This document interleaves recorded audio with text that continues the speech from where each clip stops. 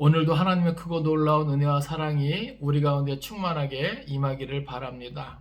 오늘 사순절 넷째 주일을 맞아서 함께 나눌 말씀의 제목은 믿음은 참된 이웃이 되게 합니다입니다. 우리가 믿음이라는 것을 생각하게 될 때 믿음은 우리를 어떤 존재로 나아가게 합니다. 그러니까 믿음은 어떻게 보면 추상적인 것이 아니에요.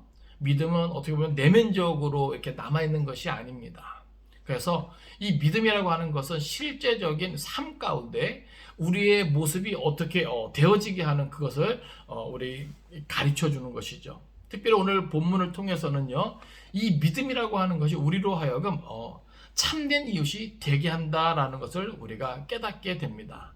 특별히 여기 보면은 누구의 어떤 사람에게 있어서 참된 이웃이 되겠는가?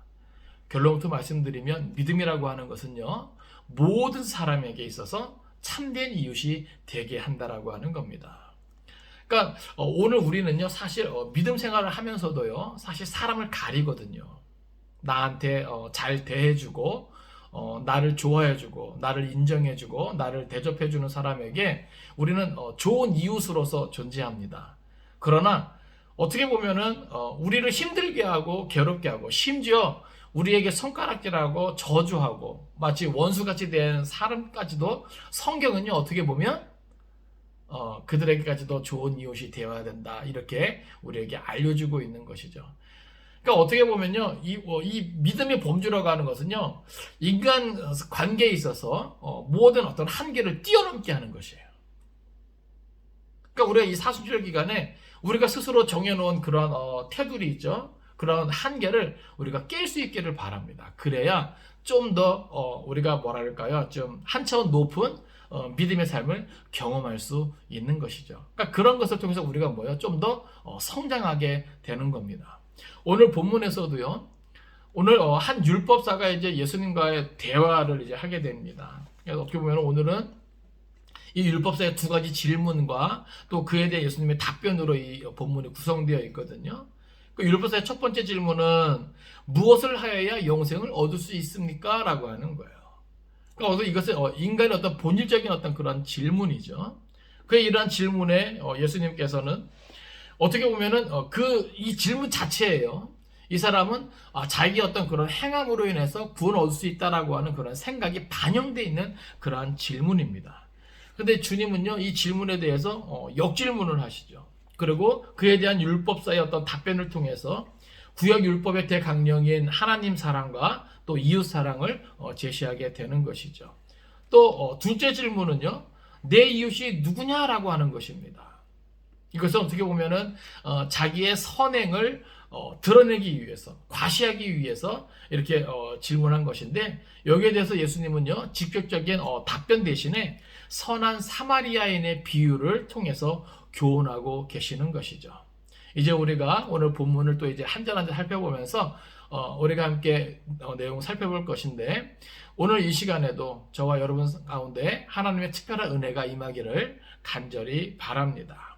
먼저 25절에서 28절까지는요, 영생과 율법에 관한 율법사와 예수님의 첫째 질문에 대한 부분과 또 그에 대한 답변이 기록되어 있습니다. 25절부터 28절까지 보겠습니다. 어떤 율법 교사가 일어나 예수를 시험하여 이르되 선생님, 내가 무엇을 하여야 영생을 얻으리이까? 예수께서 이르시되 율법에 무엇이라 기록되었으며 내가 어떻게 읽느냐?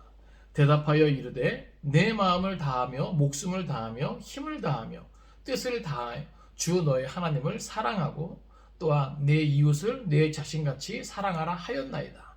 예수께서 이르시되 내 대답이 옳도다. 이를 행하라. 그러면 살리라 하시니.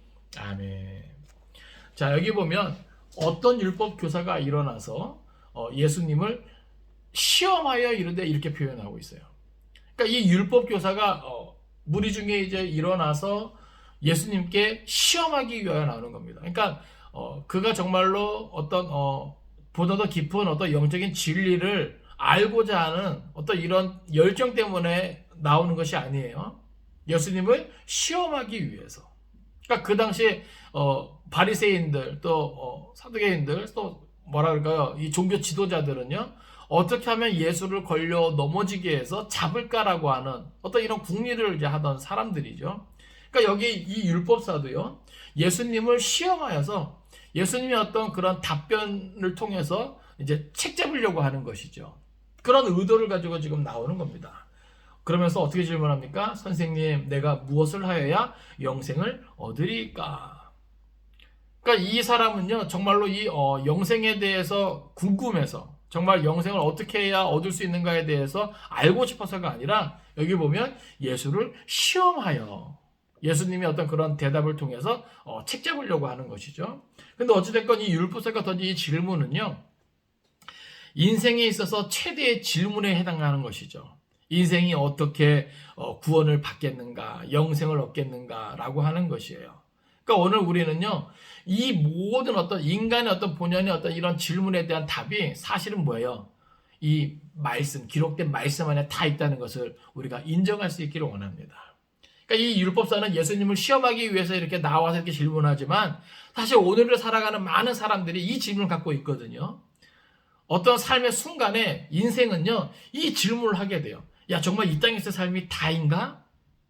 아니면 내세가 있는가? 영원이라는 것이 있는가?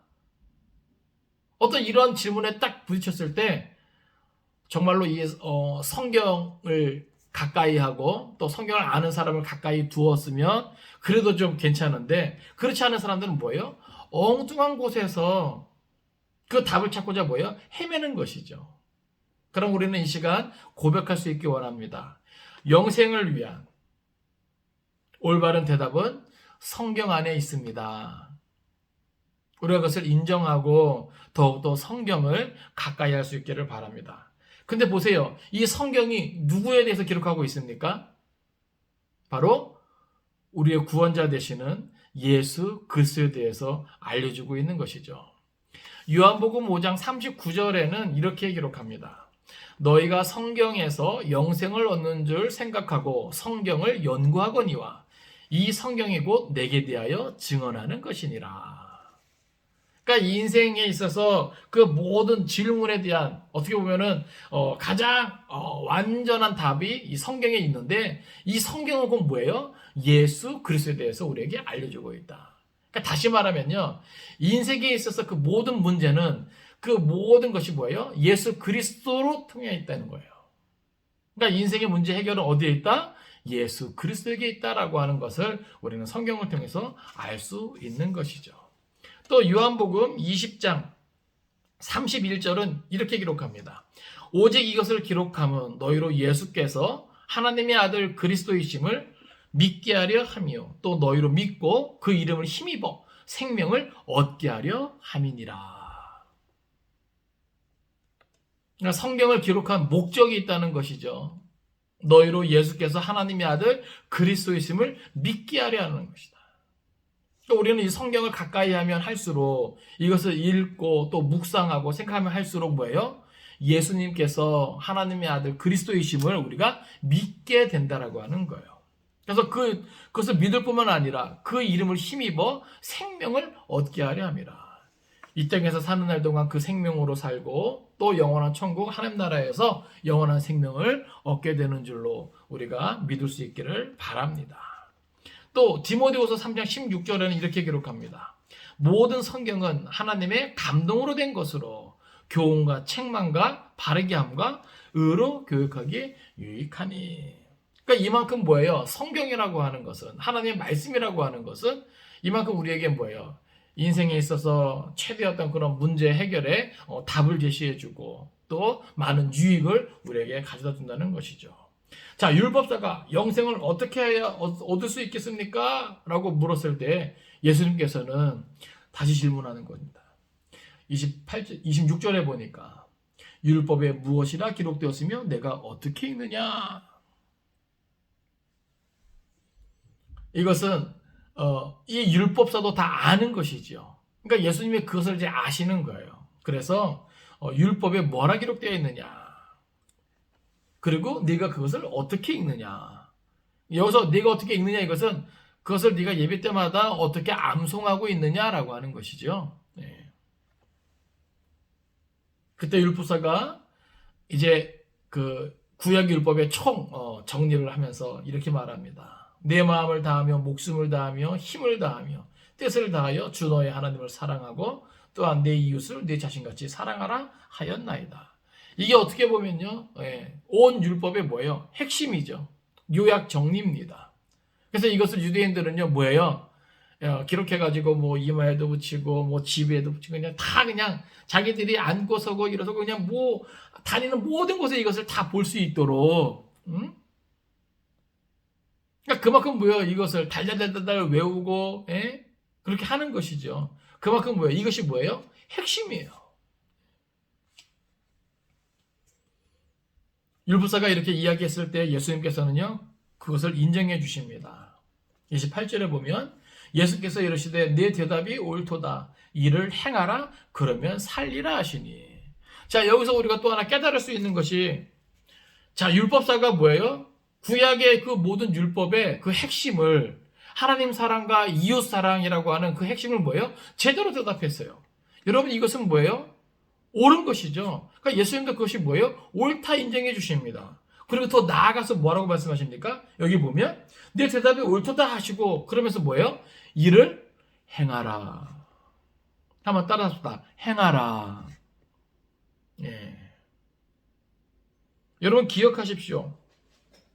우리를 영생으로 인도하는 것은 행함 있는 믿음이라고 하는 것입니다. 저도 늘 강조하지만 이 믿음은요, 지식적인 믿음에 그치고 있으면 안 되는 것이죠. 그러니까 지금 예수님은 이 율법사가 이야기한 대로 구약의 그 모든 율법의 핵심을 제대로 파악하고, 제대로 이해하고 그것을 제대로 외우고 있다 할지라도 예수님은 거기다가 뭐예요? 그것을 인정하시는 거예요. 옳다 인정하시면서 뭐예요? 이를 행하라. 그러니까 이 하나님의 말씀이라고 하는 것은요, 물론 외우면, 그것을 내가 알고 있으면 많은 유익이 있죠. 그러나 그것이 실질적인 내 삶 가운데 뭔가 변화를 경험하고 뭔가 역사를 이루어 나가려면요, 우리가 뭐예요? 알고 외우고 이해하고 깨달은 그것을 어떻게 해야 됩니까? 붙잡고 살아야 하는 겁니다. 그러니까 사실 뭐예요? 우리가 이 하나님의 말씀을 다 온전히 믿잖아요. 그러면 그 믿음을 가지고 우리가 살아갈 때 삶 속에서 어떤 믿음의 역사를 기대할 수 있는 것이죠. 단순히 이것이 지식적인 어떤 그런 수준에 머물고 만다면 이 말씀 자체는 우리의 삶을 통해서 뭐예요? 아무것도 할 수 있는 것이 없다라고 하는 거예요. 그러니까 어떻게 보면요, 이 믿음과 행함은요, 결코 분리될 수 없는 것이죠.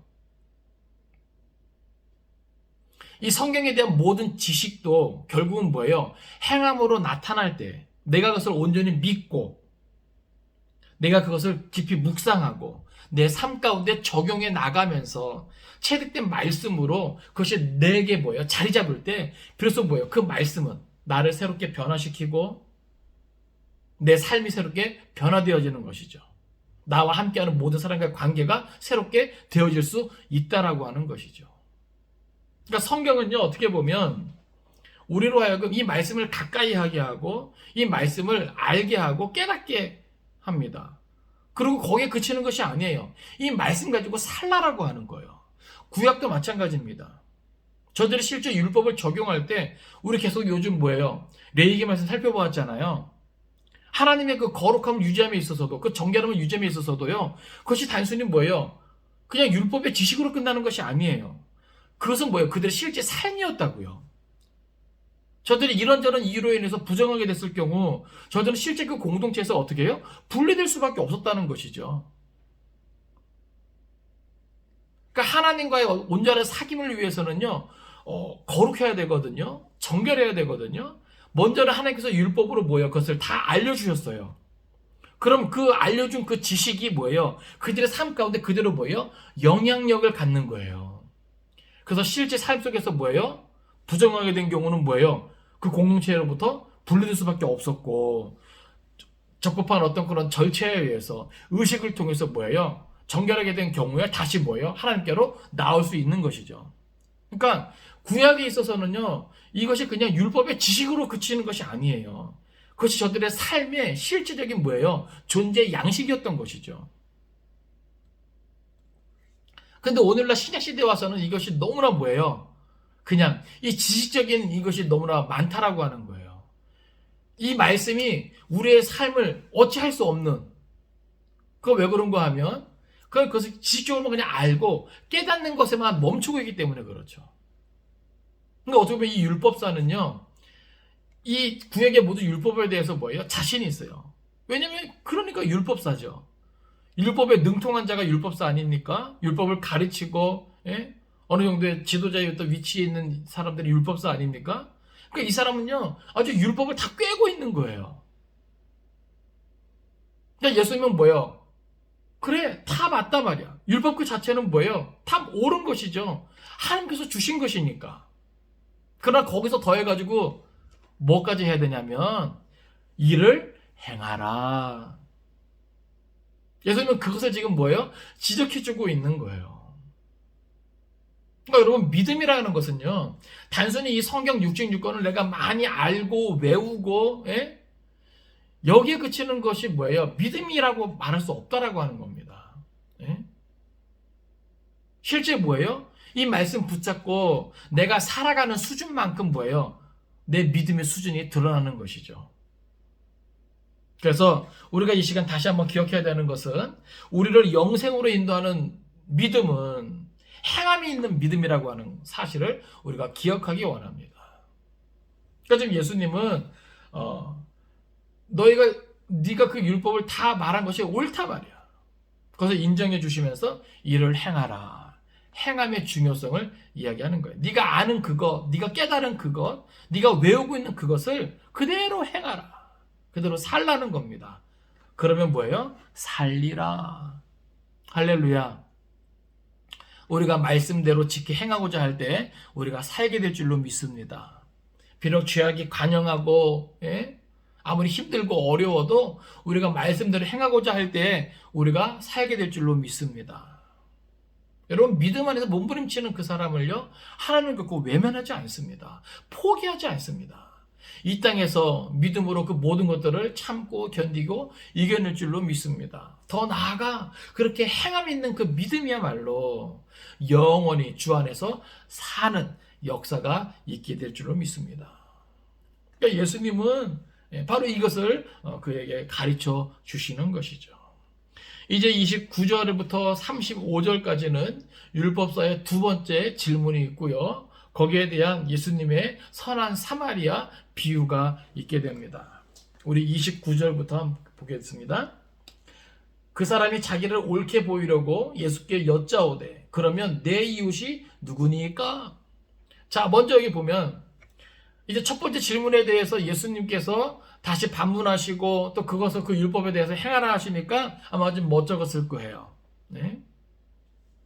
그러고 나서 이제 자기를 이제 옳게 보이려고. 예? 그러니까 여기 보면 이렇게 두 번째 질문하는 것도요, 자기를 옳게 보이려고, 자기를 과시하려고. 뭐라고 질문합니까? 예수께 여짜오되 그러면 내 이웃이 누구니까? 여기 이 이웃이라고 하는 원어를 보면요, 이것은 플레시온이라는 말을 씁니다. 유대적 어법으로는요, 어떻게 보면 이것은 동질성을 가진 집단이에요. 즉 유대인들은요, 이 단어를 동족, 같은 종교권에 있는 사람 혹은 같은 유대인 집단을 가리키는 것으로 이해했다는 것이죠. 그러니까 다시 말해서 이 이웃이라고 하는 이 낱말 자체에 유대인들의 개념 속에는요, 사마리아 사람들이나 또는 이방인들은요, 이 이웃의 범죄에서 완전히 배제되어 있는 거예요. 그러니까 지금 여기 이 율법사가요, 내 이웃이 누구니까? 라고 말하는 것은요, 자기 동족 유대인에게 자기는 뭐예요? 할 만큼 다 하고 있다는 것을 뭐예요? 옳게 보이려고, 과시하려고. 이 율법사뿐만이 아니라 그 당시 유대인들의 그 이웃의 범죄에는요, 그들이 무시하는 사마리아인은 포함되지 않았습니다. 또 이방인도 포함되지 않았습니다. 그러니까 어떻게 보면 유대인들은요, 이 사마리아인들을 뭐예요? 사람 취급도 안 했다는 거예요. 예? 이방인들도 마찬가지죠. 그러니까 상대를 안 한 거예요.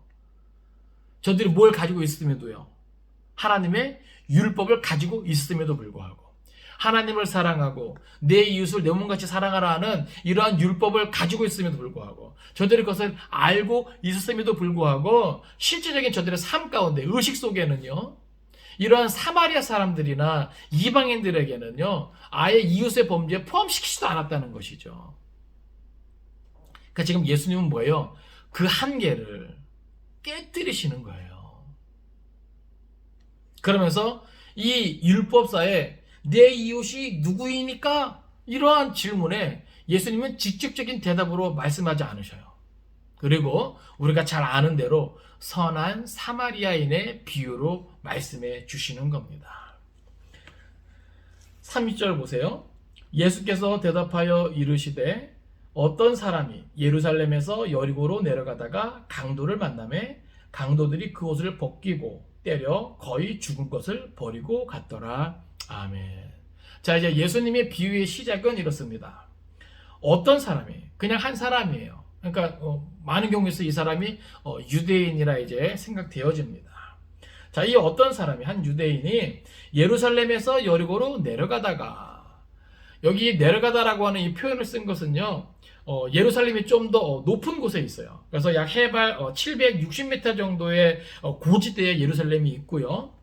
여리고는 해변보다 약 250m 낮은 곳에 위치해 있습니다. 그러니까 예루살렘에서 여리고로 이동하는 표현을 이렇게 내려간다라고 하는 표현을 쓰는 것이죠. 특별히 이 여리고라고 하는 이 동네는요, 그 당시 제사장이나 레위인들이 많이 이제 모여 살고 있습니다.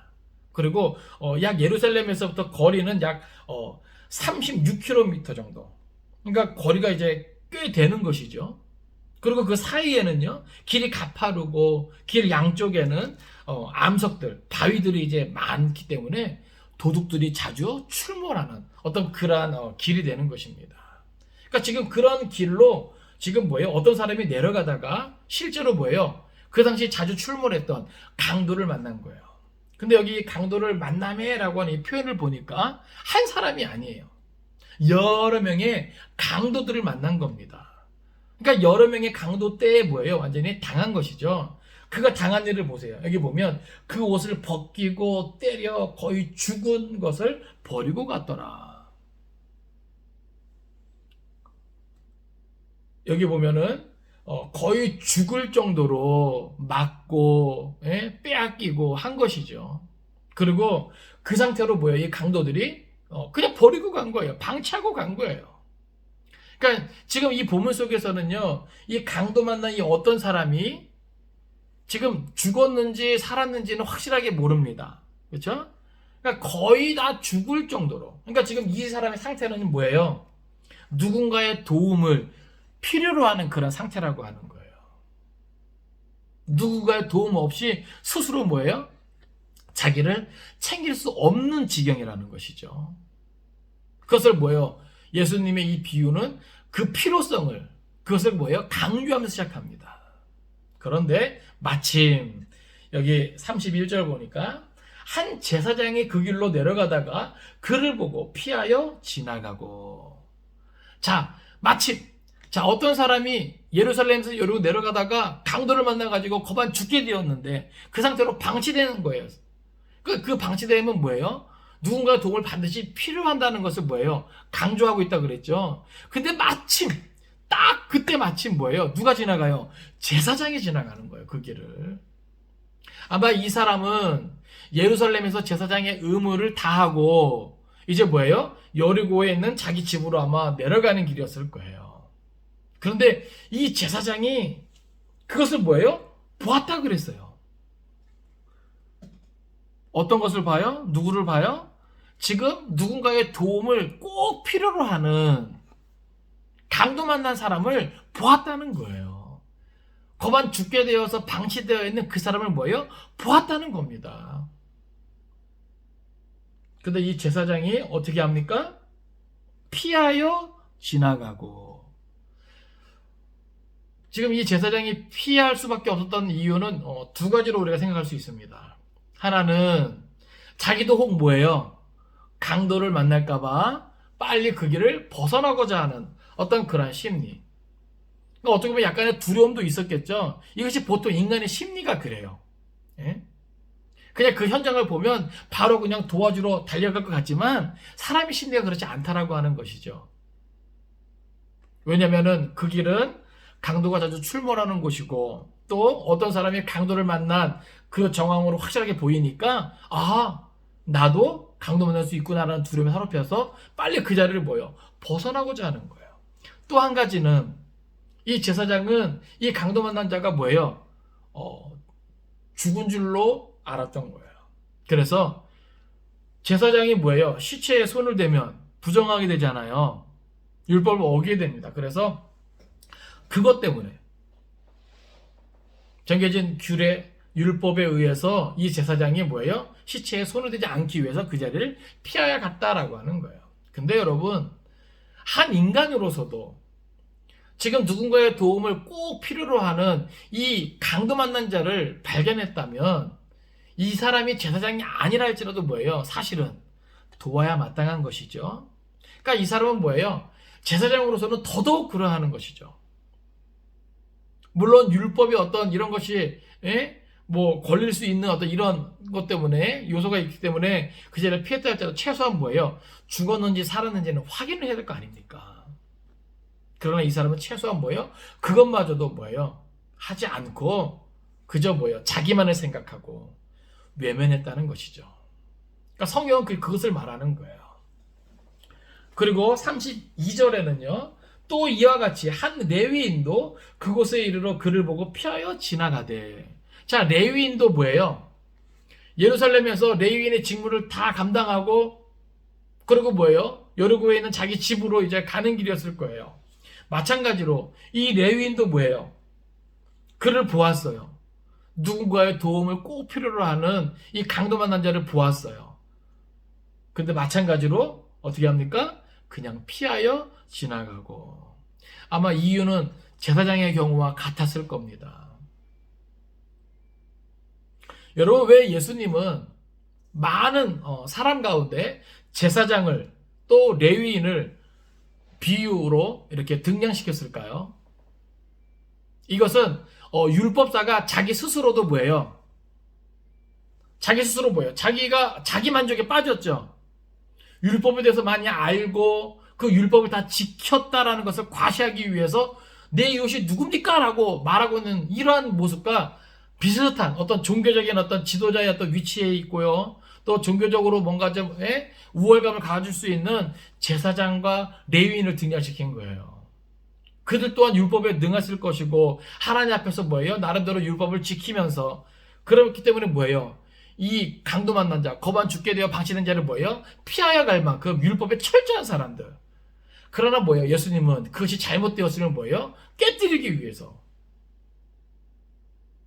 특별히 이 비유로 제사장과 레위인을 등장시킨 것이죠.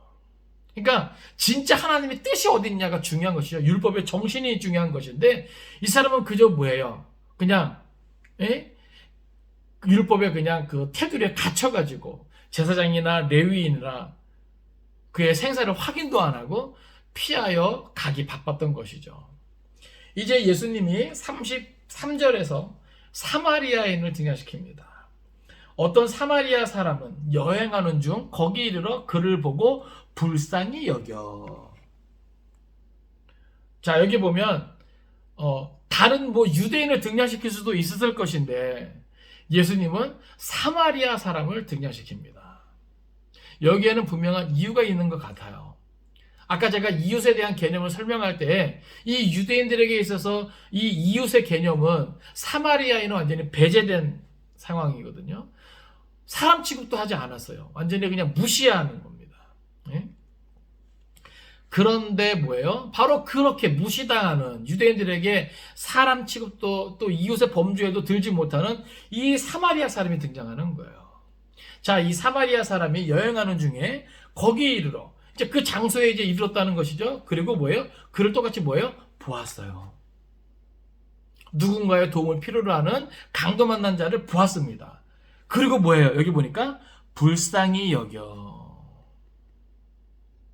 이것은 뭐냐면 도움이 필요한 자들에게 뭐예요? 그 필요한 도움을 주고자 하는 그러한 마음이에요.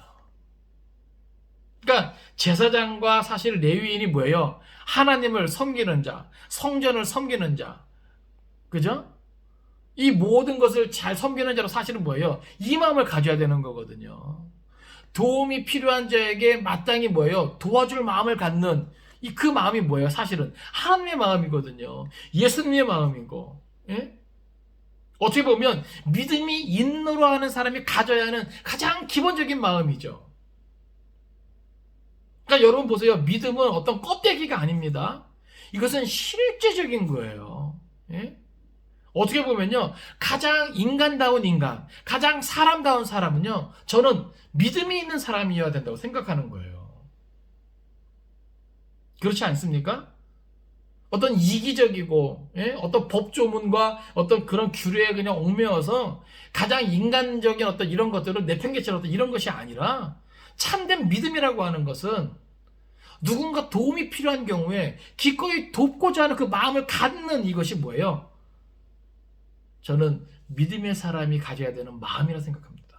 그러니까 오늘 예수님께서도 뭐예요? 그런 부분을 드러내기 위해서 이런 비유로 말씀하신 것이 아닌가 그런 생각을 하는 거예요. 그러니까 성경도 원문을 보면 이것을 강조하고 있는 거예요. 그를 보고 불쌍히 여겨. 사실 이 불쌍히 여기는 이 마음은 누가 가져야 돼요? 엄밀히 따지면 인간적으로 보면 제사장이나 레위인이 더 불쌍히 여기는 마음을 가져야 되는 거거든요.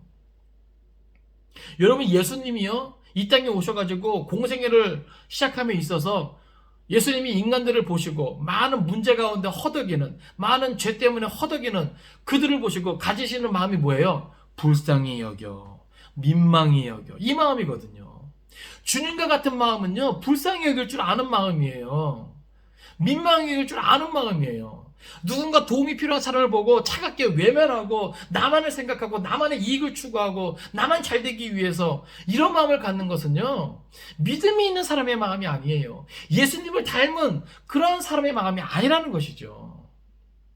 교회 다니는 사람이 신앙생활하는 사람이 욕먹는 이유가 많은 경우가 있어요. 이런 경우가 참 많다는 것이죠.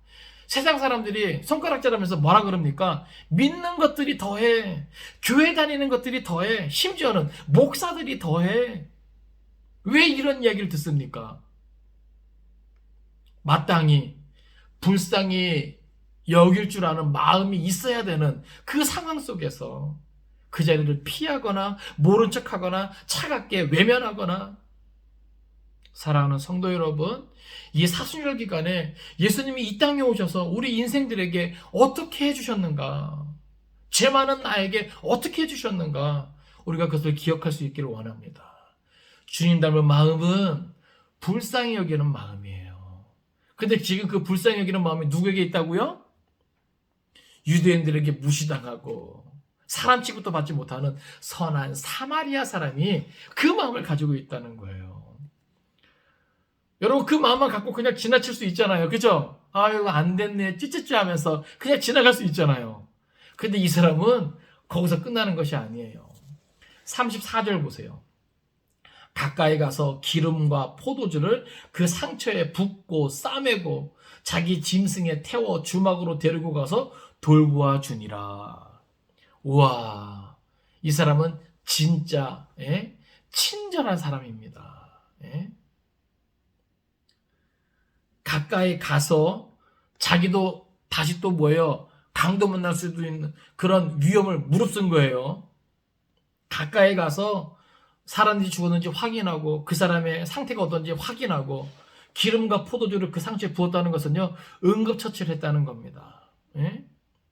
그리고 싸매고 아마 이 사람이 자기가 입고 있던 그 옷가지를 좀 찢어서 싸맸을 경우가 있는 거예요. 그리고 자기 짐승에 태워 주막으로 데리고 와서 돌보아 주니라. 그러니까 이 사람이 이 강도 만난 자를 케어하는 것을 보세요. 지극정성을 다하고 최선을 다하고 있죠. 35절은요 완전한 책임을 집니다. 그 이튿날 그가 주막 주인에게 데나리온 2를 내어주며 이르되 이 사람을 돌보아 주라. 비용이 더 들면 내가 돌아올 때에 갚으리라 하였으니. 아멘. 자, 여기 특별히 35절에 보면요. 그 이튿날이라고 하는 것은요. 아침 일찍을 말해요. 새벽 같은. 이건 무슨 말이냐면 지금 이 사마리아 사람도요.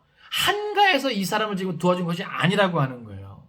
지금 이 사람도 아주 뭐예요? 바쁜 용무가 있는 중에 이 사마리아 사람이 뭐예요? 이 강도 만난 자를 지금 도왔다는 것을 성경은 뭐예요? 의도적으로 드러내고 있어요. 그래서 뭐예요? 그 이튿날 이 사람이 바삐 나가면서 주막 주인에게 말하는데 그냥 말하는 게 아니에요. 여기 보면 데나리온 2를 내어줬다 그랬어요. 이 당시 노동자 하루 품삯이 한 데나리온입니다. 그리고 그 당시 숙박비가 하루 숙박비가 32분의 1 데나리온 된대요. 그러니까 다시 말해서 이 사람이 데나리온 2를 그 주막 주인에게 주었다는 것은 약 2달치의 숙박료를 미리 낸 거예요. 그러니까 보세요. 강도 만나서 두들겨 맞아가지고 거반 죽게 된 상태에서 약 2달 정도면 뭐예요? 충분히 기력을 회복하고, 그죠? 남을 그런 시간이죠. 그러니까 지금 이 사마리아 사람은요, 자기도 바쁜 일정 가운데 죽어가는 사람을 뭐예요? 외면하지 않고 응급처치를 한 다음에 자기 짐승에 태워가지고 주먹으로 데려와서 돌보아주고 그 이튿날 자기도 바쁜 일정 때문에 어쩔 수 없이 떠나가지만 2달 동안이나 숙박비를 지불하고 만약에 더 들어가면 자기가 돌아올 때 그것을 갚아주겠다라고 이야기합니다. 다시 말해서 뭐예요? 끝까지 책임진 거예요. 마치 우리 예수님께서 우리를 책임지시되 뭐예요? 끝까지 책임지시는 것처럼. 네? 그러면서 이제 이 율법사에게 반문합니다. 질문하는 거예요. 36절에 보니까 내 생각에는 이 세 사람 중에 누가 강도 만난 자의 이웃이 되겠느냐. 자, 처음에 율법사가 질문한 것이 뭐죠? 누가 내 이웃입니까? 라고 물었잖아요. 그러니까 예수님은 거기에 대해서 직접적인 답변 안 하셨어요. 그죠? 그러니까 이 율법사는 뭐예요? 자기가 유대 동족들한테 율법 안에서 잘한 것을 과시하기 위해서 질문한 거거든요. 이 사람이 갖고 있는 이웃의 범주는 사마리아 사람이나 이방인들은 제외됐거든요. 그러니까 예수님은 뭐예요? 거기에 대해서 그 한계를, 그 테두리를 뭐예요? 깨뜨려 주시고자 이 선한 사마리아인의 비유를 말씀하시면서 이 세 사람 중에 누가 강도 만난 자의 이웃이 되겠느냐. 다시 말해서 이 질문은 뭐예요? 누가 네 이웃이기를 생각하기 전에 네가 강도 만난 자의 이웃이 되어야 한다라는 것을 알려주는 거예요. 네? 이 율법사가 뭐라 그럽니까? 이르되 자비를 베푼 자니이다. 자, 이 사람은 끝까지 뭐예요? 사마리아 사람을 인정하지 않으려고 해요. 그죠? 누가 강도 만난 자 이웃이 되겠느냐? 그러면 정상적인 대답은 뭐예요? 사마리아 사람입니다. 말해야 되잖아요. 그러나 율법사는요, 사마리아 사람을 인정하지 않은. 그러니까 뭐예요? 자비를 베푼 자니이다. 그때 예수님이 뭐라 그러십니까? 이르시되 가서 너도 이와 같이 하라. 여러분 보세요. 아까 예수님이 이 율법사가 구약의 율법을 총망라하면서 요약하고 하나님 사랑, 이웃 사랑에서 이야기했잖아요. 그때 예수님이 뭐라 말씀하셨습니까? 이를 행하라 말씀하셨어요. 그리고 두 번째 질문에 내 이웃이 누굽니까? 라는 질문에 예수님은 사마리아 사람의 비유를 통해서 뭐예요? 가서 너도 이와 같이 하라. 가서 너도 이와 같이 하라. 앞에 질문에서는 이를 행하라. 지금 두 번째 질문에서는 결론적으로 뭐예요? 가서 너도 이와 같이 하라. 제사장이나 레위인의 어떻게 보면 그 입장은 이 율법사가 가진 입장과 같을 거예요. 그렇지 않겠습니까?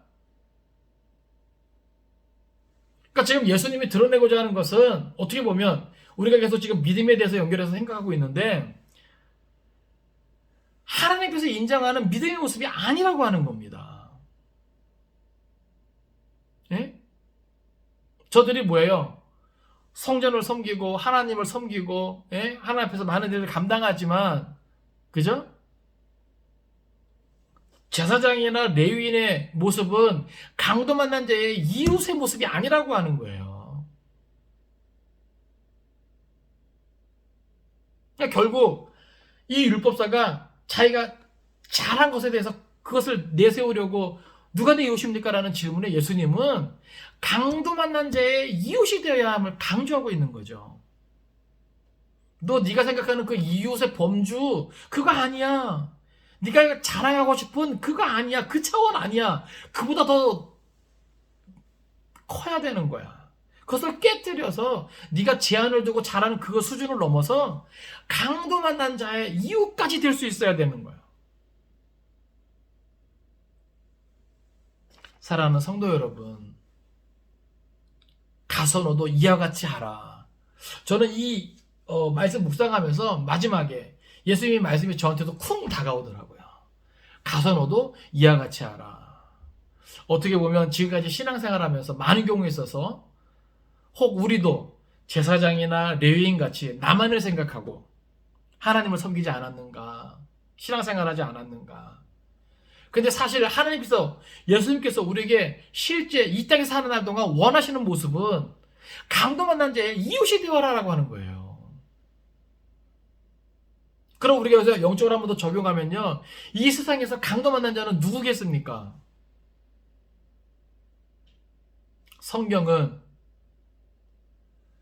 마귀 사단이 강도라고 이야기하죠. 도적이라고 이야기하죠. 왜요? 우리의 생명을 빼앗고 망하게 하는 존재이기 때문에 그렇습니다. 이 땅에는요, 그렇게 강도 만난 자들이 많은 것이죠. 영적으로 거반 죽어있는 사람들이 많은 것이죠. 그러면 오늘 저와 여러분, 하나님의 율법을 알고 말씀을 알고 그죠? 믿음 생활하는 사람들, 하나님을 섬기고 말씀을 섬기고 말씀에 순종하는 우리들은 어떻게 보면 이 세상에서 뭐예요? 강도 만난 자의 이웃이 되어야 하는 거예요. 그것이 곧 뭐다? 믿음이다라고 하는 것이죠. 여러분 기억하십시오. 하나님은요, 오늘도 이렇게 선한 사마리아인을 찾고 계신다는 사실이에요. 이 사순절 기간에 저와 여러분이 선한 사마리아인처럼 강도 만난 자의 이웃의 그 모습을 가질 수 있기를 원합니다. 여러분, 진정한 하나님의 백성은요, 종교적인 어떤 제도 위에 앉아있는 자가 아닙니다. 구체적인 사랑을 행하는 자라고 하는 거예요. 여러분, 어떤 그런 것들을 딱 정해놓지 마세요. 나한테 이 정도까지 하는 사람에게만 내가 이웃이 될 거야? 여러분, 이렇게 정하지 마세요. 제가 아까 오늘 제목 말씀드린 것처럼 믿음은 모든 사람의 참된 이웃이 되게 합니다. 그게 믿음이에요. 나를 힘들게 하고 괴롭게 하고 심지어 나를 원수처럼 대했던 그런 사람에게조차 우리는 뭐예요? 이웃이 되어줄 수 있어야 한다는 것이죠. 누구처럼요? 사마리아 사람처럼요. 유대인이 사마리아 사람을 원수 취급했잖아요. 개돼지 취급했잖아요.